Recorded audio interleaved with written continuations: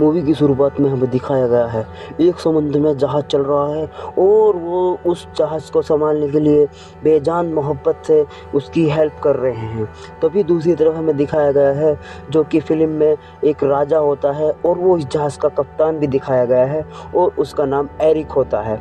और अब वो उस जहाज़ को संभालने की कोशिश कर रहा होता है क्योंकि बहुत तूफ़ान आया हुआ होता है और वो मछली सब चीज़ कर रहे होते हैं। दूसरी तरफ दिखाया गया है कि वो एक आदमी को बोलता है कि तुम क्या कर रहे हो? तभी वो कहता है कि यहाँ पर जल परी दिख रही है मेरे को और मैं जल परी को पकड़ना चाह रहा हूँ। तभी एरिक कहता है, यहाँ जल परी कहाँ से आई? तुम पागल हो गए हो क्या? वो कहता है कि नहीं, मुझे भी जलपरी दिखी है और मैं उसको पकड़ कर ही रहूँगा। दूसरी तरफ दिखाया गया है कि जहाज़ में कोई प्रॉब्लम होने के कारण वो कुछ कपड़ा बांधने जाता है लेकिन वो लटक जाता है, जो कि वो राजा होता है और उसका नाम एरिक होता है। तभी उसका सेनापति कहता है, तुम वहाँ क्या कर रहे हो? तुम पागल हो राजा साहब?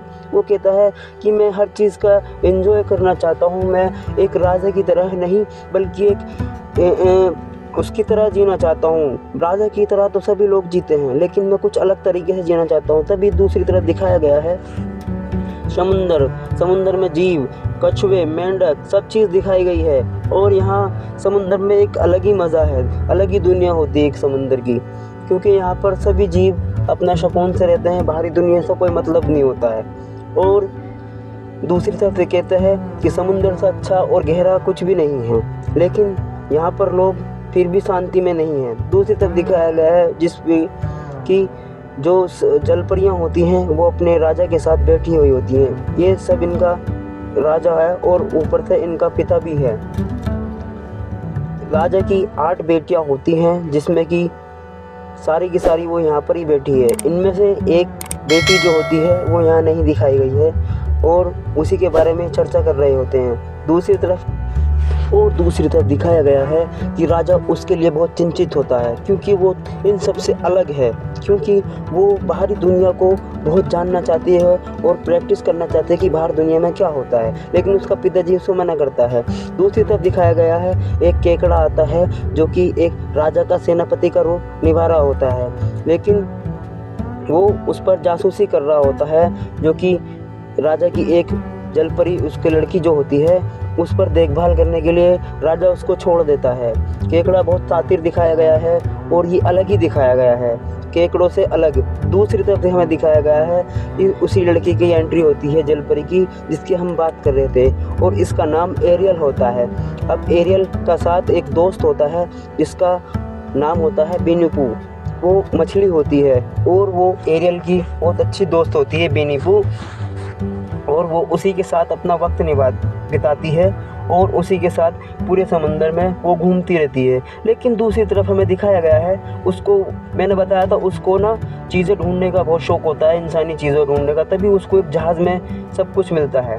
तभी दूसरी तरफ कहता है कि यहाँ पर शार्क ना आ जाए, लेकिन जब यहाँ पर शार्क आ जाती है और शार्क उन लोगों पर हमला कर देती है, तभी जो मछली जो पूपू होती है एरियल से कहती है कि मैं कह रही थी ना हम समुंदर से इतनी दूर नहीं जा सकते, लेकिन वो ज़बरदस्ती समुंदर से बहुत दूर आ जाती है और शार्क उन पर हमला कर देती है। दूसरी तरफ दिखाया गया है कि वहाँ से वो लोग बच कर आ जाते हैं और इनका एक और साथी होता है बगुला, जिसको हम हिंदी में शार्क्स भी कहते हैं, और वो लोग तीनों फ्रेंडली होते हैं और बगुला जो होता है इनका बहुत अच्छा दोस्त होता है और उसकी एरियल की बहुत हेल्प करते हैं। दूसरी तरफ हमें दिखाया गया है वो एरियल को एक चम्मच मिलती है जो कि वो उससे पूछती है कि ये क्या चीज़ है। तभी बगुला को पता नहीं होता, लेकिन वो बता देता है कि ये जो है बालों में करने की कंघी, जैसे हमारे यहाँ कंघी होती है, लेकिन वो नहीं होती, वो चम्मच होती है, कांटा होता है, लेकिन एरियल को बताता है कि ये बालों में कंघा करने के लिए होता है, वो उसको नहीं पता होता है। दूसरी तरफ दिखाया गया है कि जलपरी केकड़े से बात कर रही होती है और केकड़ा कहता है कि तुम्हारे पापा ने बुलाया है, यानी कि राजा साहब ने बुलाया है और सभा में तुम्हारा इंतज़ार हो रहा है। लेकिन एरियल को ये चीज़ याद नहीं रहती और वो बहुत ज़ोर से चिल्लाती है और कहती है कि मैं चीज़ भूल गई थी, अब मेरा क्या होगा। इतना कहकर दूसरी तरफ दिखाया गया है जो कि इस फिल्म की मेन विलन है, वो एक ऑक्टोपस लेडीज़ होती है उसके 8 हाथ पैर होते हैं और वो बहुत ख़तरनाक होती है, लेकिन ये जो है पूरे समुद्र पर कब्जा करना चाहती है, जो कि वो नहीं हो पाता और इसके चलते वो एक न एक साजिश करती रहती है और वो बहुत डेंजर चुड़ैल होती है। दूसरी तरफ हमें दिखाया गया है एरियल से उसके पिताजी मिलते हैं और वो कहते हैं कि तुम बाहरी दुनिया में क्या करना चाहती हो। वो कहती है मैं सब कुछ जानना चाहती हूँ, लेकिन उसका पिताजी कहता है कि बाहरी दुनिया बहुत बेकार है, हम लोगों के लिए नहीं बनी हुई है, क्योंकि हम लोग जल में रहने वाले हैं और वो वायु में। एरियल कहती है कि नहीं, वो लोग बहुत अच्छे हैं, तुम्हें नहीं पता पिताजी। वो कहता है ऐसा कुछ नहीं है। दूसरी तरफ दिखाया गया है केकड़े से कहता है अब तुम इन पर एरियल पर 24 घंटे नज़र रखना। वो कहता है मैं ये काम कैसे कर सकता हूँ। वो कहता है क्यों नहीं कर सकते हो, तुमको करना पड़ेगा, क्योंकि केकड़े की तो चलनी नहीं है। तभी यह राजा कहता है कि तुम्हें ये काम ज़रूर करना होगा और वो उसी काम के लिए लग जाता है।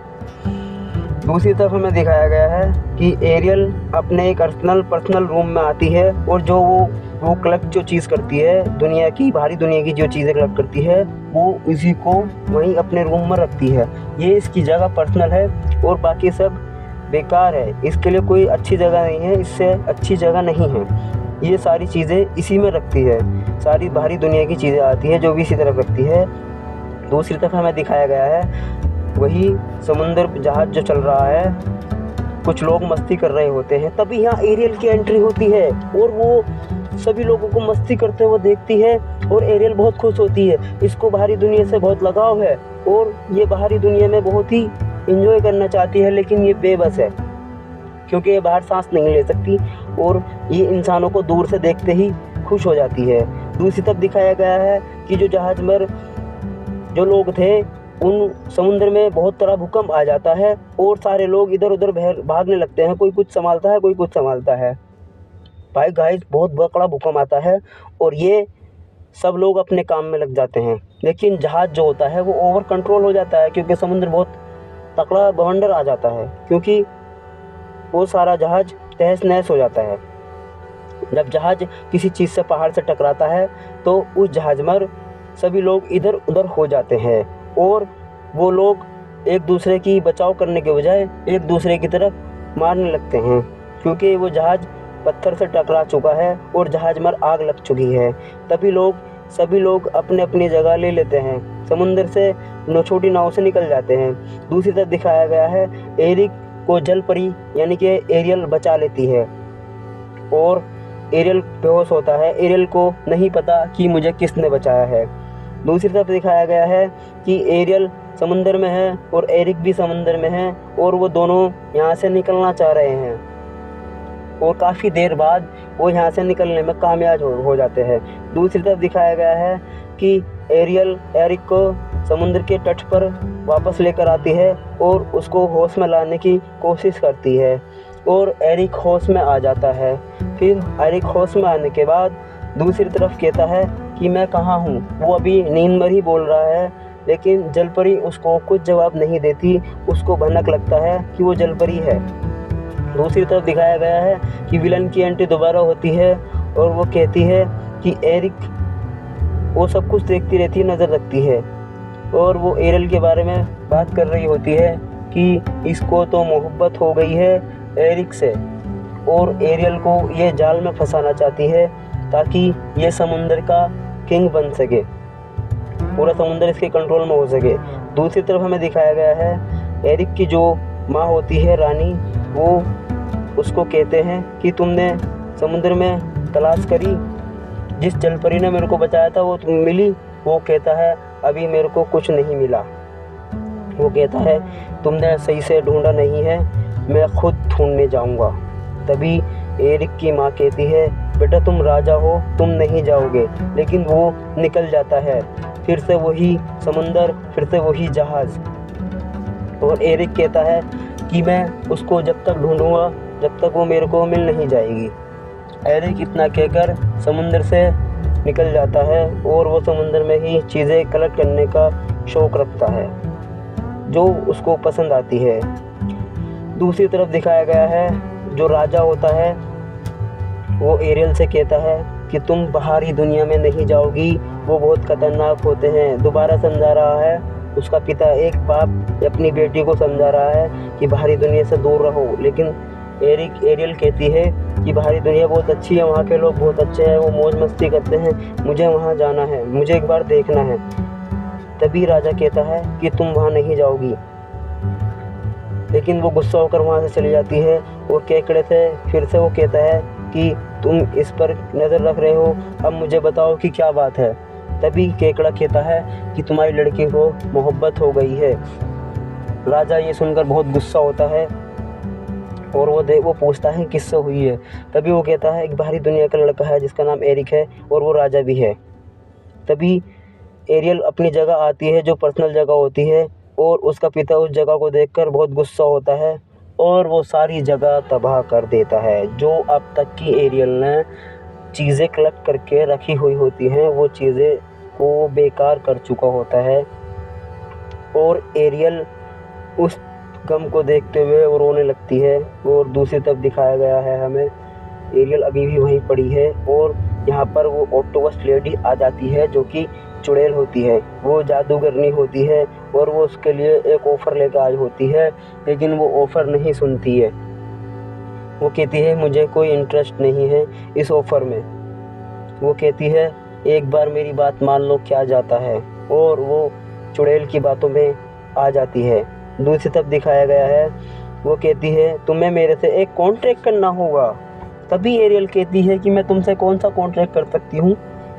वो एरियल को कहती है कि मैं 3 दिन के लिए तुम्हें धरती पर भेज सकती हूँ और अगर तुम्हें उस लड़के से सच्ची मोहब्बत या उससे सच्ची मोहब्बत उसने की है तुमसे, तो तुम एक किस करोगे जिससे कि तुम उसी दुनिया में रह जाओगी, फिर तुम कभी जल में नहीं मरमिट नहीं बन सकती। तो इस बात को वो मान लेती है और वो कहती है अगर तुम ये नहीं कर पाई तो तुम हमेशा के लिए मेरी गुलाम हो जाओगी।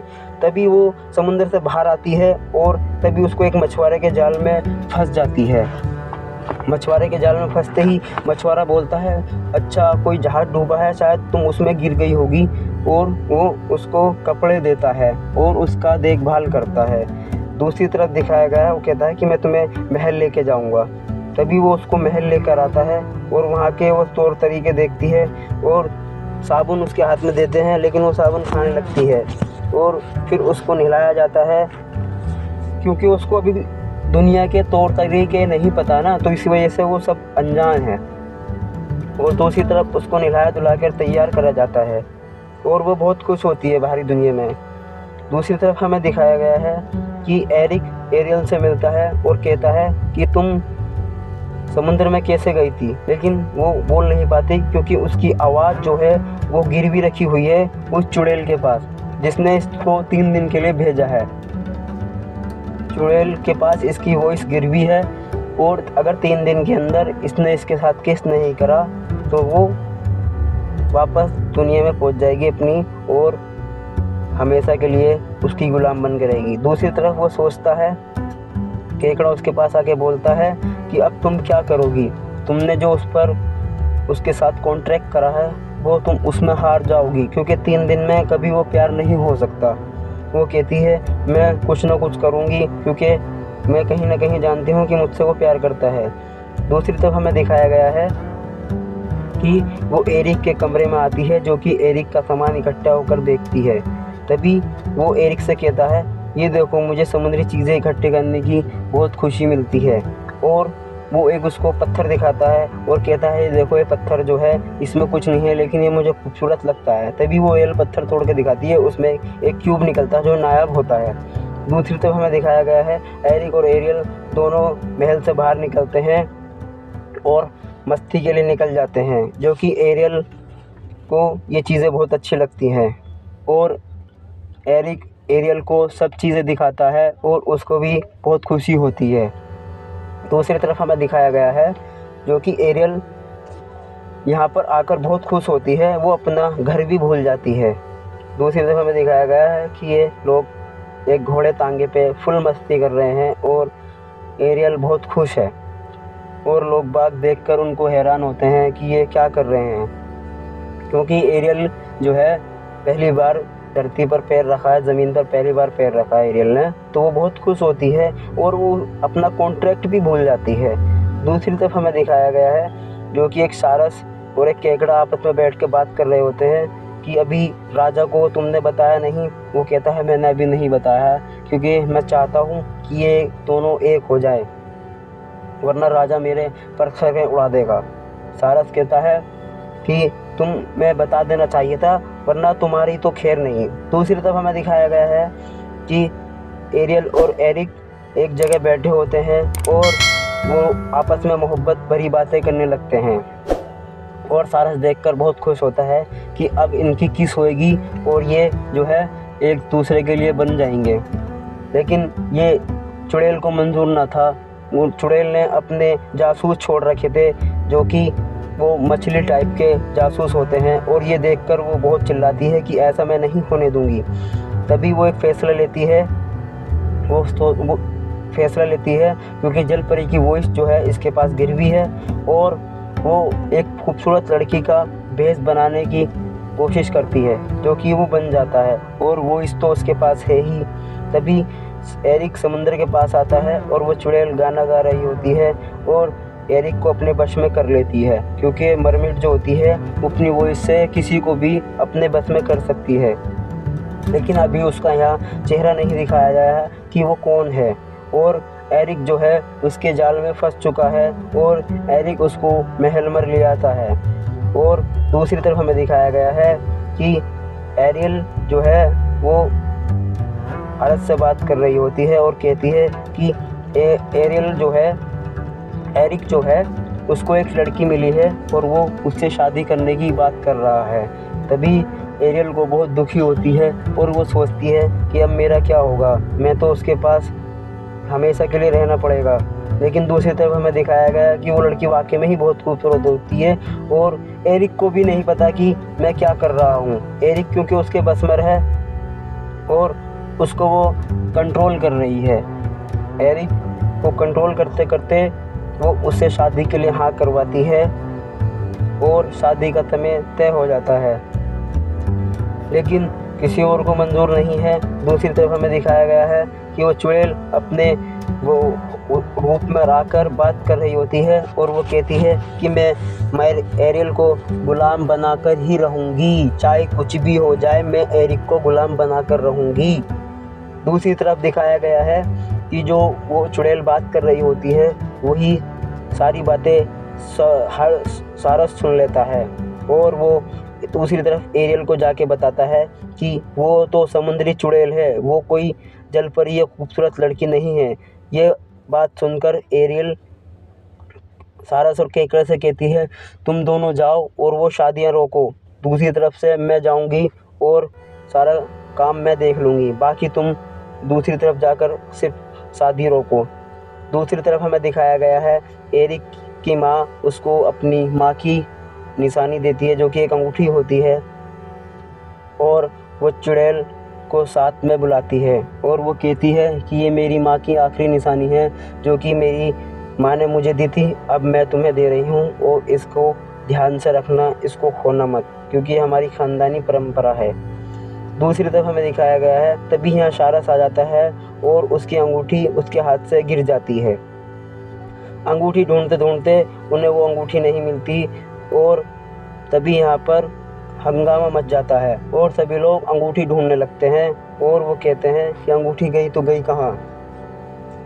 फिर वो कहते हैं कि अब तो कुछ नहीं हो सकता। दूसरी तरफ हमें दिखाया गया है एरियल भी वहाँ पहुँच जाती है और आपस में एरियल की और चुड़ैल की लड़ाई होने लगती है और वो आपस ही में उसके गले से लॉकेट उतार कर वो तोड़ देती है क्योंकि उसमें एरियल की वॉइस होती है और एरियल की वॉइस उठकर दिखाया गया है उसके गले में पहुंच जाती है और एक गाना बजता रहता है जो कि एरियल की आवाज़ में होता है और वो एरियल को पहचान लेता है। वो कहता है कि ये तुम ही थी जो तुमने मेरी जान बचाई थी।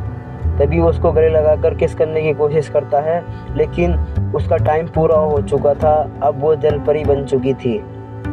सभी ये लोग देखकर हैरान हो जाते हैं। वो कहते हैं ये लड़की नहीं है, ये तो समुद्री दानव है और उसकी माँ बहुत देखकर चौंक जाती है। तभी दूसरी तरफ हमें दिखाया गया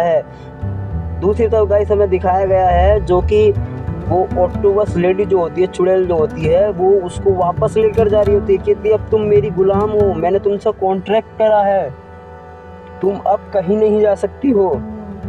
इतना कहकर वो बेचारी एरियल भी मजबूर हो जाती है और वो उसके साथ जाने लगती है। तभी कहते हैं किसी के साथ कोई गलत कॉन्टैक्ट ना करें। और दूसरी तरफ हमें दिखाया गया है तभी एरियल का पिताजी यानी कि राजा साहब जो है एंट्री करते हैं और वो लोग आपस में बात कर रहे होते हैं कि तुम इसको छोड़ दो। तभी वो चुड़ैल कहती है कि तुम्हारी बेटी ने मेरे साथ कॉन्ट्रैक्ट करा है और मैंने इसको इसी वजह से बंदी बनाया है। लेकिन उसका बाप कहता है कि मैं इन चीज़ों को नहीं मानता।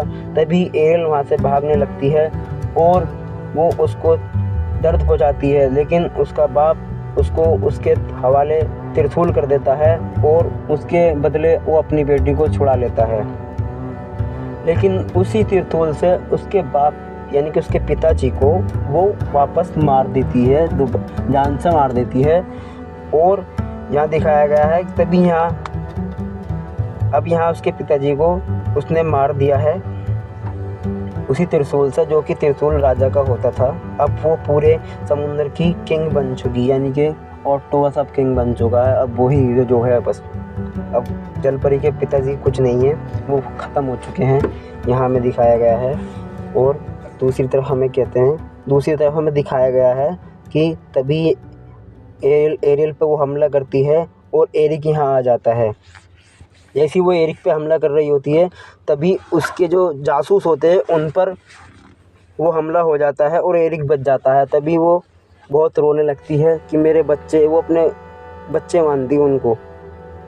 लेकिन दूसरी तरफ हमें दिखाया गया है कि वो बहुत बड़ी हो जाती है और एरी और एरियल वो उसके सर पर होते हैं। लेकिन वो तभी पानी में छलांग लगा रहे होते हैं और वो पानी में जैसे घुसते हैं, लेकिन उसको वो ऑक्टोपस के तो 12 पैर होते हैं, वो उन लोगों को पकड़ लेती है। लेकिन अब उसकी मौत जो है सिर्फ उसी त्रिशूल से हो सकती है जो कि उसके पिताजी है उसने छीना था, और वो उस त्रिशूल को छीनने में कामयाब हो जाती है और उसके छीनने में मार देती है। तभी वो मर जाती है। लेकिन हाथापाई में फिर से त्रिशूल ज़मीन पर गिर जाता है और उस ज़मीन से जो लावा निकलता है, उस लावे के थ्रू उसके पिताजी वापस जिंदा होते हैं। जो त्रिशूल हाथापाई से उसको मारने के बाद जो त्रिशूल ज़मीन पर गिरता है, मरमेड उसको लेने पानी के अंदर जाती है और उसी लावा से उसके पिताजी जिंदा होते हैं। दूसरी तरफ हमें दिखाया गया है वो कहते हैं बेटा तुम सुरक्षित हो ना। तभी वो कहती हाँ पिताजी मैं सुरक्षित हूँ। और ऑक्टोपस लेडी जो शैतान दिखाई गई है वो मर चुकी है, अब वो नहीं रही है और उसकी बेटी जो है अपनी बेटी को वो वापस ले जाता है अपने राज्य में। दूसरी तरफ हमें दिखाया गया है एरियल वापस आ जाता है और जलपरी के बारे में सोच रहा होता है। वो कहता है अपनी माँ से, माँ एरियल को बचाना होगा और मुझे वापस जाना होगा। लेकिन उसको वहाँ रोक लिया जाता है, उसको वहाँ नहीं जाने दिया जाता है। दूसरी तरफ हमें दिखाया गया है कि वो केकड़े से बात कर रहा होता है। वो कहता है कि मुझे क्या करना चाहिए। तभी केकड़ा कहता है कि अपनी बेटी को, अपने बच्चों को आज़ादी का हक है, वो चाहे कुछ भी कर सकते हैं। तभी राजा कहता तुम तो इसके खिलाफ थे। वो कहता है मैं तुम्हारी बात देखकर बोलता था। दूसरी तरफ हमें दिखाया गया है कि उसकी बेटी बैठी है और वो सोच रही है किले के बारे में। दूसरी तरफ जो है पीछे से उसके पिताजी भी देख रहे होते हैं और वो कहते हैं अब मैं अपनी बेटी के लिए जो वो चाहती है वो ही करूँगा और कुछ नहीं करूँगा। और वो देखते हुए अपनी छड़ी से, अपने त्रिशूल से जादू करता है और वो इंसान में बदल जाती है। तभी वो एरिक के पास फिर वापस आ जाती है और यहाँ पर दोनों जो है खुशी खुशी शादी कर लेते हैं और एक दूसरे के साथ रहना स्टार्ट कर देते हैं और फंक्शन करते हैं और मस्ती करते हैं। दूसरी तरफ वो शादी करने के बाद समुद्र के तट पर आते हैं और इनकी शादी का उत्सव मनाया जा रहा है। समुद्र के किनारे सब लोग खूब बैंड, डीजे वीजे सब बैंड बाजा बजा रहे हैं और वो अपने पापा का इंतज़ार कर रही होती है जो कि वो शायद नहीं आएंगे। लेकिन दूसरी तरफ देखते हैं हम सब लोग मस्ती कर रहे होते हैं और दूसरी तरफ उसके पापा और उसके ख़ानदान की एंट्री होती है, जो कि उसकी परिवार, उसकी बहनें, जो सब उसकी शादी में बधाई देने आते हैं और सब लोग खुश होते हैं। और उसके पिताजी होते हैं, जो उसका मानना होता है वो सब झूठ निकलता है और एरियल यहाँ पर सही होती है और सब लोग खुश होते हैं।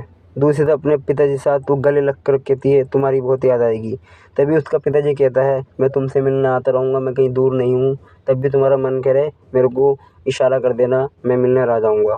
गाइस मूवी अच्छी लगी तो सब्सक्राइब करो, शेयर करो और ठोको लाइक जितने ठोके जाएँ।